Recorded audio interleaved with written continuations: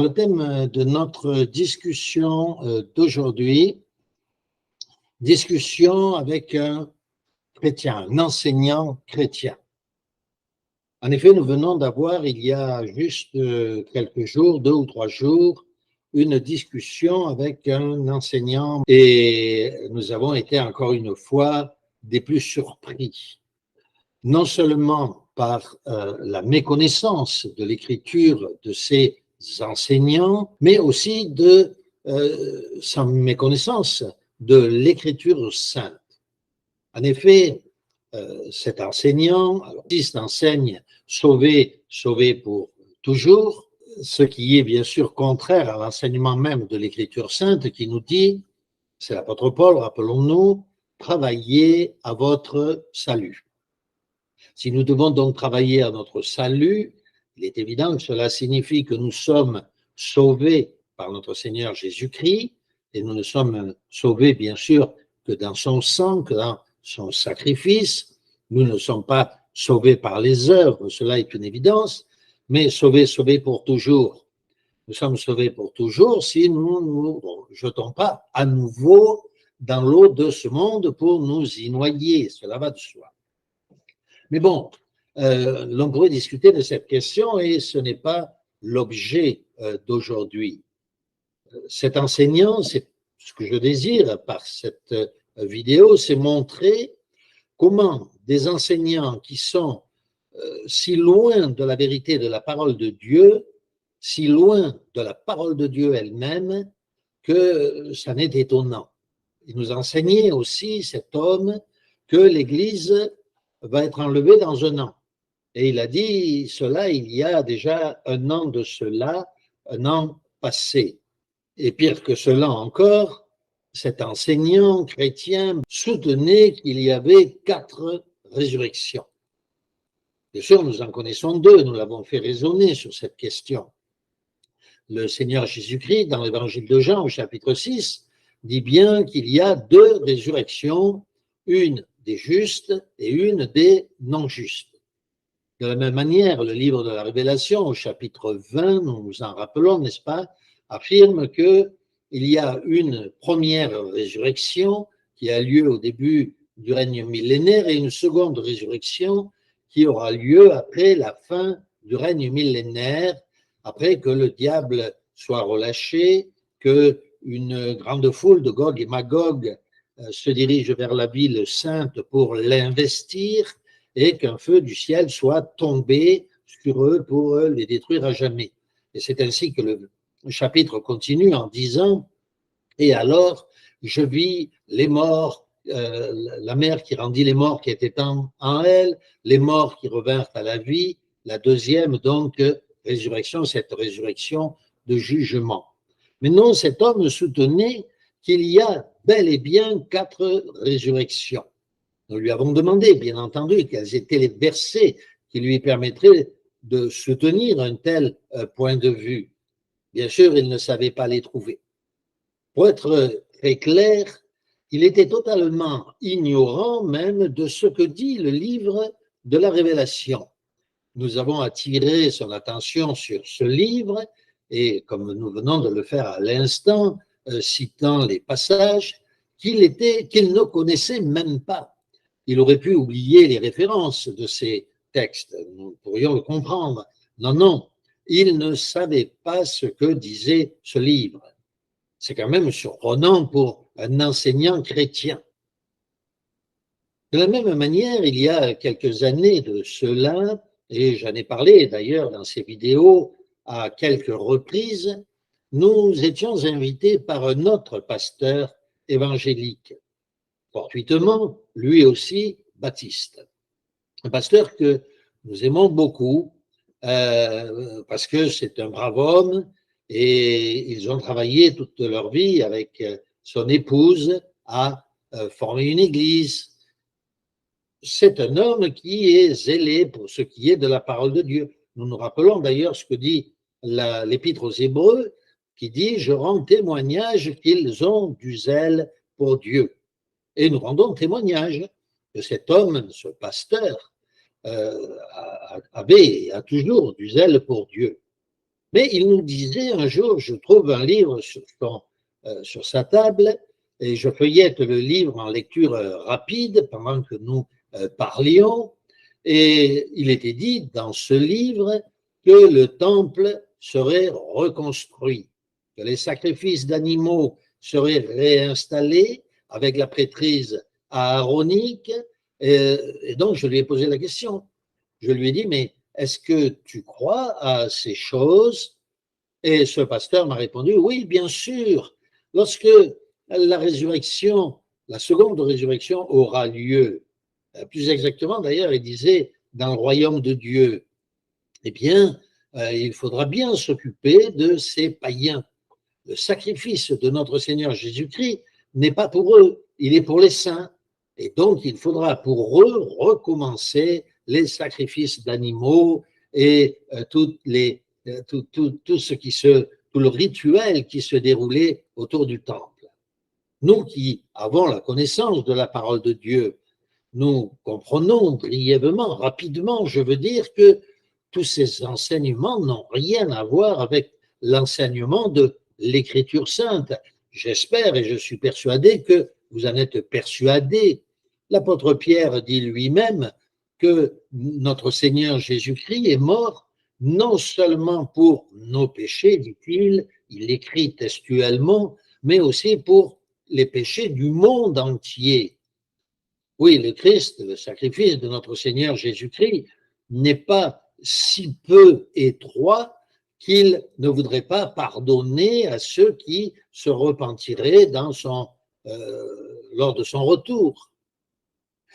Alors, tout cela pour dire quoi? Aujourd'hui, les faux enseignements, et pour être plus clair, les faux enseignants pullulent dans le monde chrétien.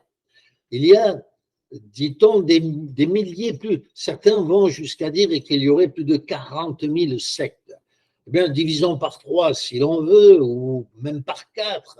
Si même il y avait ne serait-ce que 10 000 sectes chrétiennes dans notre environnement, cela ne vous paraît-il pas lamentable?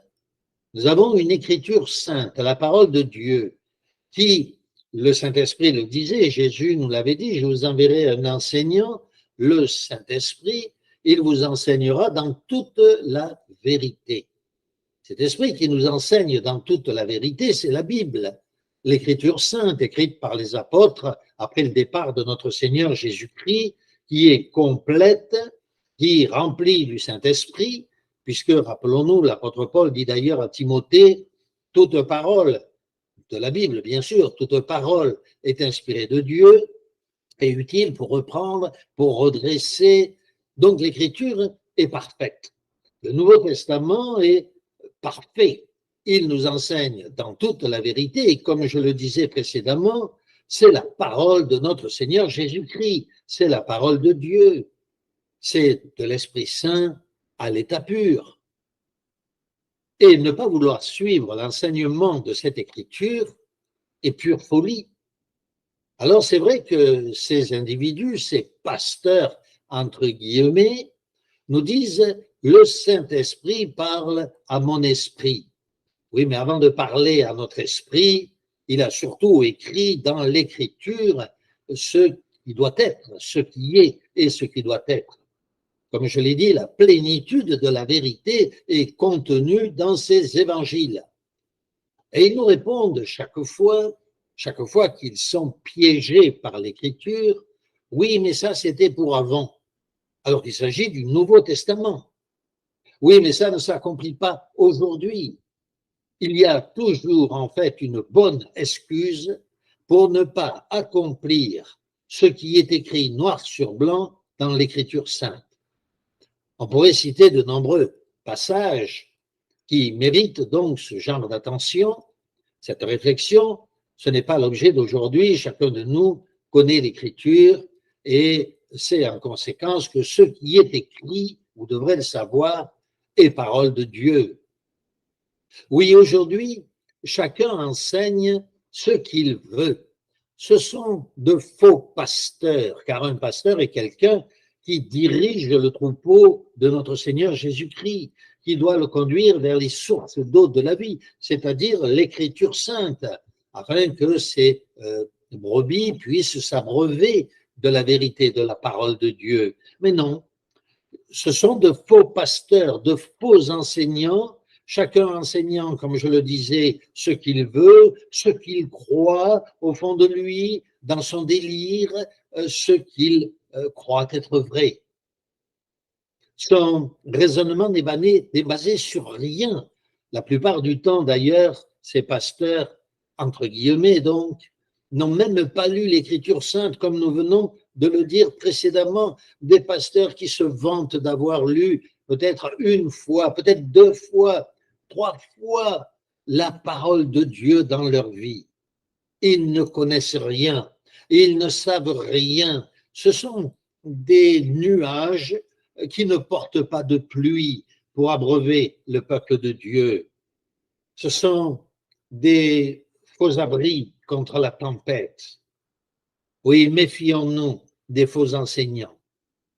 Je vous propose d'ailleurs à ce propos 2 ou 3 versets tirés de l'Écriture sainte elle-même, notamment celui de 2 Timothée au chapitre 4, verset 3, texte que la plupart d'entre nous connaissons, bien entendu, car il viendra un temps, nous dit le Seigneur Jésus-Christ lui-même.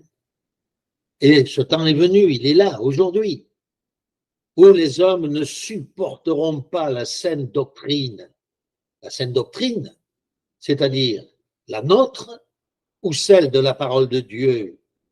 Il est évident qu'il est question ici de la saine doctrine de la parole de Dieu, celle donnée par l'apôtre Paul, par Saint Pierre, par Saint Jean, par Luc, par Marc.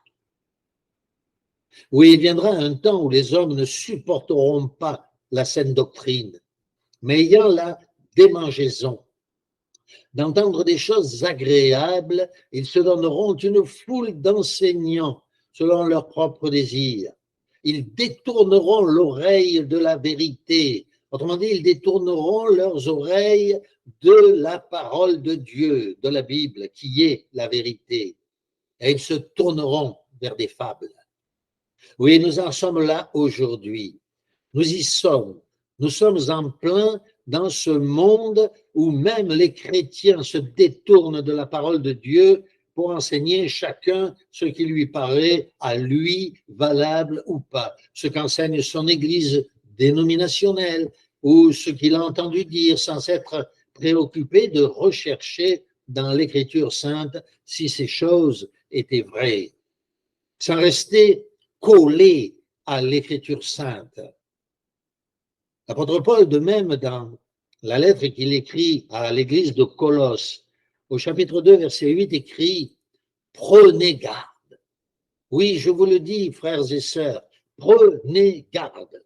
Prenons garde que personne ne nous capture par des raisonnements vains et trompeurs. Car oui, comme je l'ai dit, ce sont des sources d'eau asséchées, des nuages sans eau. Leurs raisonnements sont vains, inutiles, n'ont rien à voir avec l'Écriture sainte et, ce qui est plus, trompeur. Ce sont des enseignements, car c'est le diable qui veut tromper les individus, et particulièrement les chrétiens, n'est-ce pas? Eh bien oui, ce sont des enseignements vains et trompeurs, des enseignements, disons-le clairement, portés par l'esprit du diable. Et c'est la vérité, puisque le verset continue en disant « s'appuyant sur la tradition humaine de ce monde ». Et qu'est-ce que la tradition humaine de ce monde, sinon l'esprit du diable? Le verset dit d'ailleurs de ce monde primitif et non sur Christ. Oui, leurs enseignements, leurs raisonnements sont vains et trompeurs parce qu'ils ne s'appuient pas sur l'Écriture sainte, c'est-à-dire le Christ. Lorsque nous faisons les analyses de textes, nous sommes obligés de dire non, ces enseignements ne correspondent pas à ceux de l'Écriture. Ils sont vains, ils sont trompeurs. Ce sont des traditions humaines de ce monde primitif. Et ailleurs, d'ailleurs, lorsqu'il écrit à l'église de Corinthe, l'apôtre Paul dit ceci dans sa 2e lettre, « Je le répète, Je le répète, que personne ne me regarde comme un insensé. Sinon, recevez-moi comme un insensé. Et moi, je vous le dis de la même manière que saint Paul, que personne ne me regarde comme un insensé lorsque je vous dis ces choses. Sinon, recevez-moi comme un insensé, afin que moi aussi je me glorifie un peu. Ce que je dis avec l'apôtre Paul, avec l'assurance d'avoir sujet de me glorifier, je ne le dis pas selon le Seigneur, nous dit l'apôtre Paul, mais comme par folie, en se vantant, dit-il, parce qu'il ne peut pas faire autrement. Il est obligé de dire les choses comme elles sont. Regardez ce qu'il ajoute, et nous l'ajoutons avec lui. Puisqu'il y en a plusieurs qui se glorifient selon la chair, je me glorifierai aussi, car vous supportez volontiers les insensés, vous qui vous dites sages. Si quelqu'un vous a servi, si quelqu'un vous dévore, si quelqu'un s'empare de vous, si quelqu'un est arrogant, si quelqu'un vous frappe au visage, vous le supportez, j'ai honte de le dire. Oui, tous ensemble qui aimons le Seigneur, avec saint Paul, nous le disons aussi. Ils se laissent asservir, ces hommes, par des gens qui n'ont pas la dignité de pasteur, parce qu'ils ne représentent pas notre Seigneur Jésus-Christ. Ils se sont détournés de sa parole. Il s'agit d'un feu qui n'a rien à voir, qui est offert à Dieu, un peu comme un holocauste, n'est-ce pas? Comme Abiram, comme Corée, comme Dathan. Un feu qui n'a rien à voir avec le feu sacré qui doit être offert à notre Seigneur Jésus-Christ. Et c'est pourquoi l'apôtre Paul dans Galates dit ceci, c'est le Saint-Esprit en fait qui parle, je m'étonne que vous vous détourniez si promptement de celui qui vous a appelé par la grâce de Christ à passer à un autre évangile. Non pas qu'il y ait un autre évangile, mais il y a des gens qui vous troublent. Reprenons cette pensée. Mais il y a des pasteurs qui vous troublent, des prêtres qui vous troublent et qui veulent renverser l'évangile de Christ. Mais quand nous-mêmes, quand un ange du ciel, ou un pasteur, ou un prêtre, ajoutons-le, annoncerait un autre évangile que celui que nous avons prêché, que nous ont prêché l'apôtre Paul, Saint Jean, Saint Marc, Saint Pierre, qu'il soit maudit. Nous l'avons dit précédemment, dit Saint Paul, et je le répète à cette heure, si quelqu'un vous annonce un autre évangile que celui que vous avez reçu, qu'il soit maudit. Et maintenant, chers frères, est-ce la faveur des hommes que nous recherchons ou celle de Dieu? Est-ce que nous cherchons à plaire aux hommes? Si nous plaisons encore aux hommes, eh bien, nous ne sommes pas serviteurs de Christ, comme le dit le contexte. Et je terminerai par ce texte de l'Écriture sainte, chapitre 2 de la deuxième lettre aux Thessaloniciens. C'est à quoi il vous a appelé, c'est pourquoi il vous a appelé par notre évangile, pour que vous possédiez la gloire de notre Seigneur Jésus-Christ. Ainsi donc, frères, demeurez fermes et retenez les traditions que vous avez reçues, soit par notre parole, soit par notre lettre. Notez ici d'ailleurs dans ce texte comment le mot tradition est opposé à celui que nous avons lu dans le texte précédent où il était dit que ces enseignants, ces faux enseignants enseignent des traditions humaines, comme le faisaient d'ailleurs les scribes et les pharisiens. Nous qui aimons le Seigneur, nous voulons retenir les traditions apostoliques, la tradition apostolique. Car même s'il y a plusieurs enseignements, j'entends plusieurs apôtres qui nous enseignent, tous ne disent qu'une seule et même chose. Il n'y a qu'une tradition, qu'un seul évangile. Eh bien, cet évangile, nous voulons le retenir, nous aussi, comme nous le conseille l'apôtre Paul. Cet évangile qui est annoncé par l'Écriture sainte et les tout premiers chrétiens que nous appelons les pères pré-nicéens. Eh bien oui, appuyé sur l'Évangile, expliqué par les premiers chrétiens, les tout premiers chrétiens. Nous nous accrochons à la parole de Dieu telle qu'elle est écrite et nous ne voulons pas nous en éloigner d'une manière ou d'une autre. Et si ceux qui écoutent cette parole, ce conseil, cet encouragement veulent se réunir à la parole de Dieu, ne pas en estirper des versets ou des passages, ne pas en ajouter, alors nous nous rendrons rapidement compte que tout d'un coup, l'union se crée. Cette union qui est liée par l'esprit de la parole de Dieu. Parce que c'est la parole de Dieu qui nous enseigne et nous ne voulons personne d'autre. Bien sûr, ces paroles s'appliquent ou s'adressent non pas à ceux qui suivent la parole de Dieu, mais à ceux qui, sans s'en rendre compte, se sont laissés abuser, ont écouté un évangile qui n'est pas celui de la parole de Dieu.